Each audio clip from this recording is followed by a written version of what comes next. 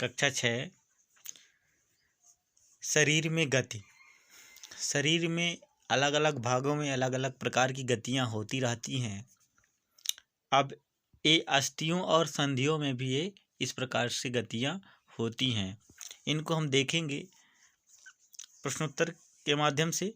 अस्थियों की संधियां शरीर को गति में सहायता करती हैं।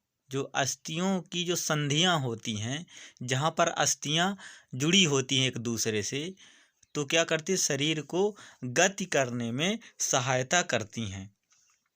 दूसरा, अस्थियां एवं उपस्थि संयुक्त रूप से शरीर कंकाल का बनाते हैं। ठीक है, यहाँ हम लिखेंगे कंकाल। ठीक है, अस्थियां और उपस्थियां संयुक्त रूप से कंकाल का निर्माण करती हैं। कोहनी की अस्थियां कब्जेदार संधि द्वारा जुड़ी होती हैं। जो कोहनी होती है अपनी, तो इस कोहनी में संधि पाई जाती है, तो उस संधि का क्या नाम है, कब्जा संधि, जो केवल एक ओर खुलती है। ठीक है, जो केवल एक ओर खुलती है। गति करते समय पेशियों के संकुचन को अस्थियां खींचती हैं। तो क्या होता है, जब गति करते हैं तो गति करते समय पेशियों के संकुचन से, जब पेशियां क्या होती है, संकुचन होती हैं, तो अस्थियां क्या होती हैं, खींचती हैं। आगे प्रश्न नंबर 2, निम्न कथनों के आगे सत्य तथा असत्य को इंगित कीजिए। इसको करना है। सभी जंतुओं की गति एवं चलन बिल्कुल एक समान होता है, यह असत्य है, क्योंकि सभी जंतुओं में चलन और गति एक समान नहीं होता, सब अलग अलग प्रकार से चलते हैं। दूसरा, उपस्थि अस्थि की अपेक्षा कठोर होती है, यह भी असत्य है।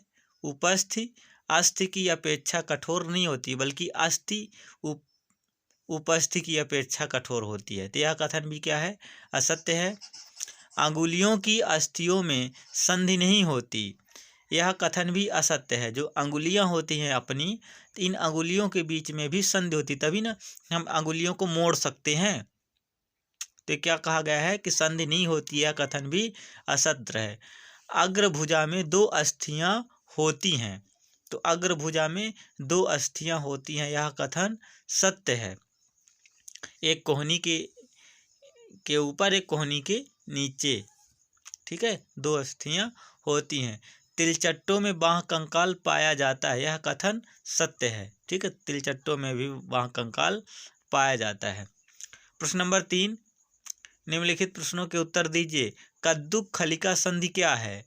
तो आप देखेंगे कद्दुक खलिका संधि यहाँ सिर और गर्दन के बीच में कद्दुक खलिका संधि होती है। एक प्याला के जैसे संरचना होती है, और एक बाल, एक प्याला और एक बाल की जैसे, एक प्याले में एक बाल को रख के ऐसे घुमा दिया जाए तो घूमता है। इसी प्रकार से क्या होता है, गर्दन इधर उधर घूमता है। तो क्या है, कद्दुक खलिका संधि है। इसके बारे में बताएंगे। 2 अस्थियों की वह संधि जिसमें एक अस्थि का संधि बनाने वाला सिरा गेंद के समान गोल होता है, तथा दूसरी अस्थि का सिरा गड्ढे के समान होता है, जिसमें पहली अस्थि का गोल सिरा सभी दिशाओं में घूम सकता है। उदाहरण के लिए कंधे की अस्थि। ठीक है, कंधे की संधि और कुल्हे की संधि, तो यहाँ पर ये अस्थियां पाई जाती, कद्दुक खलिका संधि।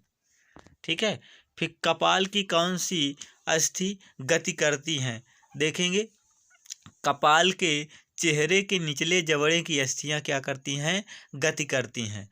अब ऊपर का जबड़ा और नीचे का जबड़ा, 2 जबड़े हैं। इन जबड़ों में हम मतलब क्या करते हैं, आप लोग कभी वो बंदर को बिराते देखे हैं? उसी प्रकार जब आप भी बिराएंगे तो क्या होगा, ये जो नीचे का जबड़ा है तो क्या होगा कि इधर उधर गति करेगा, और बल्कि ऊपर का जो जबड़ा है तो स्थिर रहेगा। ठीक है, तो जो कपाल में कौन सी अस्थि गति करती है, तो नीचे का जबड़ा, निचले जबड़े की अस्थि गति करती हैं। हमारी कोहनी पीछे की ओर क्यों नहीं मुड़ सकती? हमारी कोहनी पीछे की ओर इसलिए नहीं मुड़ सकती कि वहाँ पर कोहनी में कब्जा संधि होती है। कब्जा, जैसे दरवाजा में कब्जा लगा होता है तो दरवाजा एक ही ओर खुलता है, उसी प्रकार कोहनी में कब्जा संधि है जो क्या होती है, केवल एक ओर खुलता है, दूसरी ओर नहीं खुलता। इसको पढ़ेंगे। कोहनी में कब्जेदार संधि होती है जो एक ही ओर मुड़ सकती है, पीछे की ओर नहीं मुड़ती। आगे प्रश्न नंबर 4 में कॉलम फर्स्ट में दिए गए शब्दों का संबंध कॉलम सेकंड में दिए गए एक अथवा अधिक कथन से जोड़िए। इसमें एक या अधिक कथनों से जोड़ना। जैसे ऊपरी जबड़ा, तो ऊपरी जबड़ा क्या है, नहीं चलता फिरता, तो एक अचल संधि इसको कहोगे। ठीक है, ऊपरी जबड़ा क्या होता है, नहीं चलता फिरता है, तो इसको एक अचल संधि कहोगे। फिर खा नंबर में मछली, तो मछली क्या है, तो मछली का शरीर धारा रेखी होता है। मछली का शरीर धारा रेखी होता है, सीधा होता है। ठीक है। पसलियाँ, ग नंबर देखेंगे, ग नंबर को 5 से मिलाएंगे। पसलियाँ क्या करती, हृदय की सुरक्षा करती है। ठीक है। घोंघा, एक घोंघा क्या होता है, घा का 6 नंबर, बहुत धीमी गति से चलता है। घोंघा एक जीव है जो क्या करता है, बहुत धीमी गति से चलता है। तिलचट्टा क्या है,